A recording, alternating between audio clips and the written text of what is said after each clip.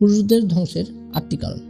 1. Cigarette, মদ, জুয়া ইত্যাদি নেশায় আসক্ত হয়ে নিজেদের জীবন ধ্বংস করা। আল্লাহ সুবহানাহু ওয়া তাআলা বলেছেন, তোমরা নিজেদেরকে হত্যা করো না।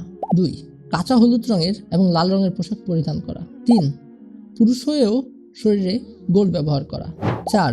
নারী সুলভ আচরণ করা, অর্থাৎ নাক কান ফোরানো ইত্যাদি। রাসূলুল্লাহ সাল্লাল্লাহু আলাইহি ওয়াসাল্লাম যে সকল পুরুষরা মহিলাদের অনুকরণ করে তাদেরকে অভিশাপ দিয়েছেন। 5. সিল্ক বা রেশমের পোশাক পরিধান করা। 6.